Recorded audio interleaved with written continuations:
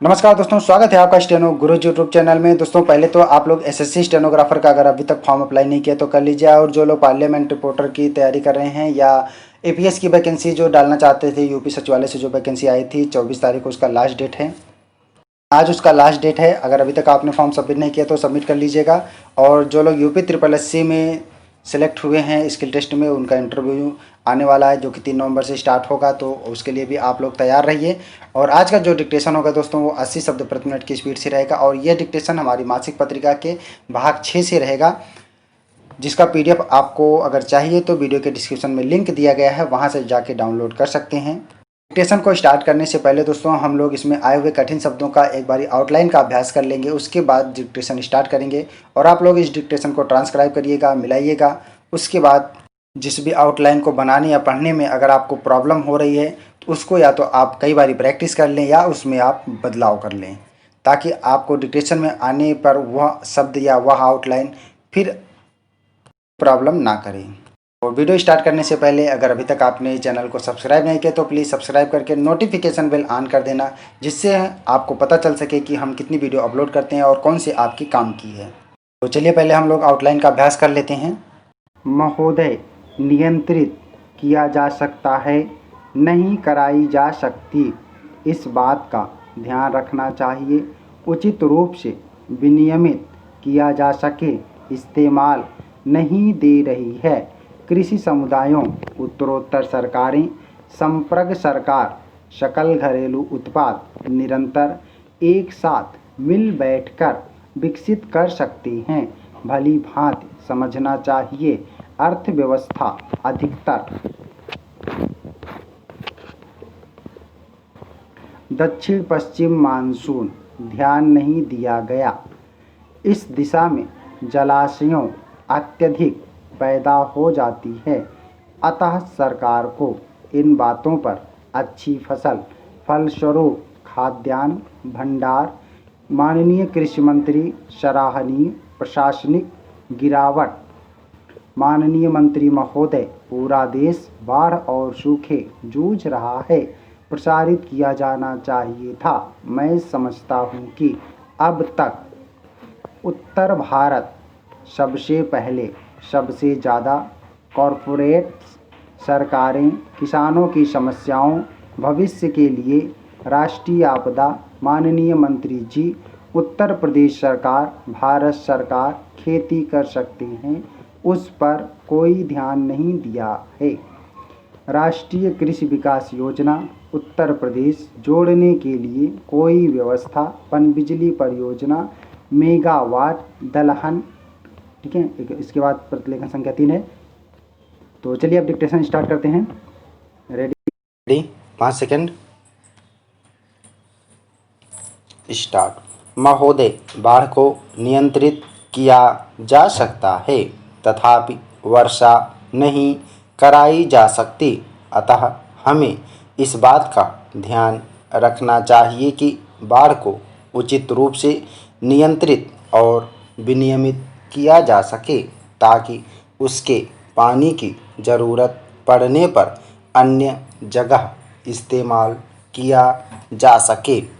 सरकार नदियों को आपस में जोड़ने के मुद्दे पर उचित रूप से ध्यान नहीं दे रही है। आज हम गर्व के साथ कह सकते हैं कि हमारे देश में 70% लोग किसान हैं। कृषि समुदायों के सहारे ही उत्तरोत्तर सरकारें आती जाती रही हैं, लेकिन यहाँ यह ध्यान रखने की बात है कि क्या कृषि के विकास तथा कृषि समुदायों के ऊपर हम उचित ध्यान दे रहे हैं।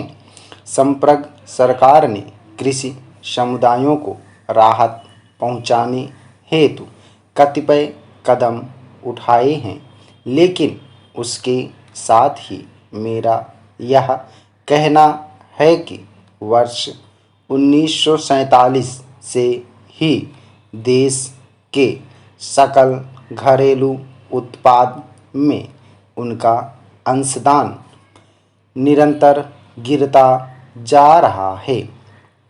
अतः इसे नियंत्रित किए जाने की आवश्यकता है।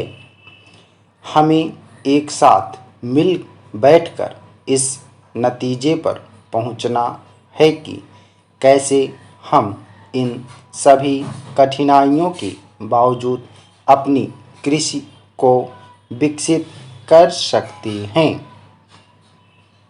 सरकार को यह भली भांति समझना चाहिए कि यदि कृषि के साथ कुछ भी गलत होता है तो उसका प्रभाव हमारी समस्त अर्थव्यवस्था पर पड़ता है। आज देश के अधिकतर भागों में वर्षा सामान्य स्तर से अत्यधिक कम हुई है। इसका मुख्य कारण दक्षिण पश्चिमी मानसून का असफल होना है, लेकिन मानसून की असफलता पर उचित ध्यान नहीं दिया गया। अतः सरकार को इस दिशा में उचित कदम उठाना चाहिए ताकि किसानों को राहत मिल सके। वर्षा के अभाव में बड़े बड़े जलाशयों में पानी का स्तर भी अत्यधिक कम है। देश के 81 जलाशयों में इसका स्तर बहुत ही नीचे गिर गया है, जो कि एक गंभीर प्रश्न है। यह देखा गया है कि अब प्रत्येक 2-3 वर्षों के उपरांत में देश के कतिपय राज्यों के कतिपय जिलों में अकाल की स्थिति पैदा हो जाती है। अतः सरकार को इन बातों पर अत्यधिक ध्यान देना चाहिए, क्योंकि इसका असर हमारी समग्र अर्थव्यवस्था पर पड़ता है। इसमें कोई शक नहीं है कि विगत वर्षों में अच्छे उत्पादन, अच्छी फसल के फलस्वरूप देश में खाद्यान्न का पर्याप्त भंडार मौजूद है। इसके लिए निस्संदेह माननीय कृषि मंत्री की प्रशासनिक गुणवत्ता सराहनीय है। तथापि आज हमें पूरे विश्व में हो रहे गेहूं के उत्पादन को ध्यान में रखकर सोचना होगा। पूरे विश्व में गेहूं के रेट में गिरावट दर्ज हुई है।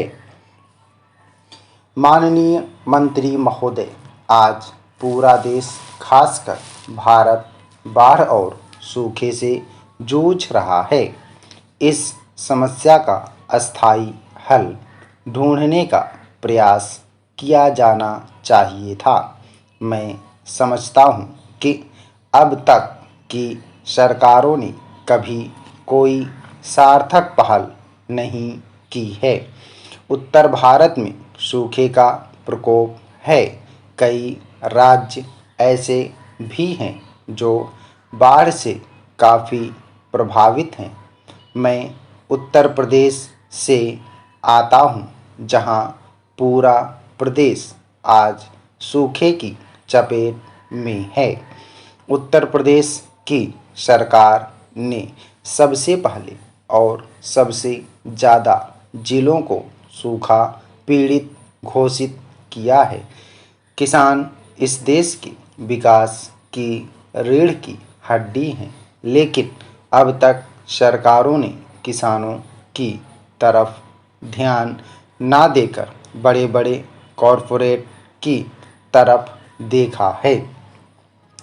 मैं समझता हूँ कि अगर सरकारें किसानों की समस्याओं की तरफ, उनकी बेहतरी के लिए, उनके भविष्य के लिए चिंतित होती तो आज जो राष्ट्रीय आपदा पूरे देश में है, इसकी नौबत नहीं आती।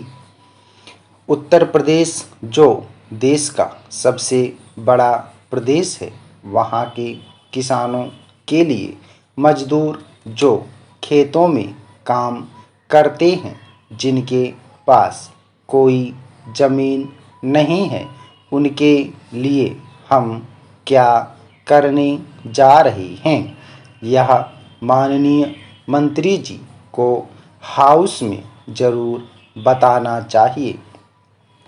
25 जून को उत्तर प्रदेश सरकार के सचिव और भारत सरकार के सचिव स्तर की वार्ता हुई थी कि हम बरसात में कम दलहन की खेती कर सकते हैं। उस पर कोई ध्यान नहीं दिया है। 22 जुलाई को वहाँ के किसानों के लिए भारत सरकार से जो अनुरोध किया गया कि राष्ट्रीय कृषि विकास योजना के अंतर्गत सूखा राहत में किसानों को बीज पैकेज दे सकते हैं, उस पर भारत सरकार के कृषि विभाग ने कोई ध्यान नहीं दिया है। मैं चाहता हूँ कि माननीय मंत्री जी को इस पर चिंता जाहिर करनी चाहिए। आज उत्तर प्रदेश या पूरे देश में जो नदियाँ सूख रही हैं, उसको रोकने के लिए आपने नदियों को जोड़ने के लिए कोई व्यवस्था नहीं की, जिसकी बार बार चर्चा हुई है। आज सूखे के कारण पनबिजली परियोजनाओं से कम बिजली का उत्पादन होने के कारण पूरे देश में बिजली का संकट है। उत्तर प्रदेश में जहां 1400 मेगावाट से ज़्यादा बिजली की ज़रूरत है, वहां उसको 300 मेगावाट से कुछ ज़्यादा बिजली देने का काम किया गया है। उत्तर प्रदेश के किसानों को राहत देने के लिए ज़्यादा से ज़्यादा बिजली देने का काम करें। मैं आपके ध्यान में लाना चाहता हूँ कि पीडीएस में दलहन को भी शामिल करने का काम करें। स्टॉप। ओके दोस्तों, आप लोग इसको प्रैक्टिस करिएगा। 80 शब्द प्रति मिनट की स्पीड से है। उम्मीद करता हूँ दोस्तों वीडियो आपको पसंद आया होगा, तो चैनल को सब्सक्राइब कर लीजिएगा और वीडियो को लाइक करके अपने दोस्तों के साथ भी शेयर करिएगा ताकि वे भी इसका लाभ ले सकें। और वीडियो को पूरा देखने के लिए बहुत बहुत धन्यवाद। इस ई बुक का PDF चाहिए दोस्तों, तो आप मात्र 14 रुपये का पेमेंट करके वीडियो के डिस्क्रिप्शन में दिए गए लिंक से डाउनलोड कर सकते हैं। अपना बहुमूल्य सुझाव हमें कमेंट बॉक्स में ज़रूर देना ताकि आने वाले वीडियो में हम और बेहतर कर पाएँ। तो आज के लिए बस इतना ही। मिलते हैं नेक्स्ट वीडियो में नए डिक्टेशन और नई जानकारी के साथ। तब तक के लिए बाय। Thanks for watching. जय हिंद, जय भारत।